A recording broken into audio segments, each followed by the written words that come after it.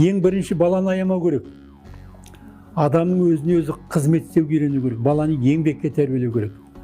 Баланы ата-ана аяғымен өмір аямайды.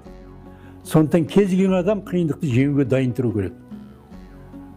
Біз бәріміз сол қиындықты жеңуге жаралған адамдармыз.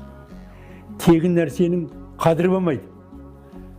Кім еңбектеніп есейсе, еңбекпен есею үшін оны жұмсайтын адам жақсы болу керек.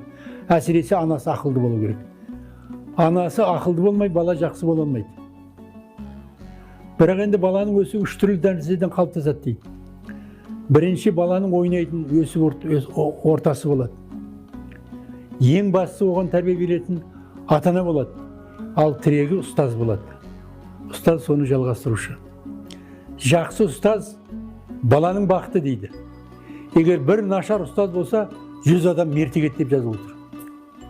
Нашар тәрбиелеген.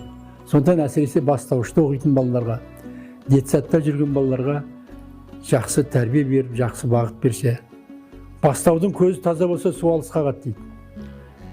Бастаудан шыққан су таза болу керек, жақсы тәрбие алу керек, еңбекпен есею керек. Біздің елімізге білімді ұрпақ керек, бірақ еңбекпен есейген адам керек.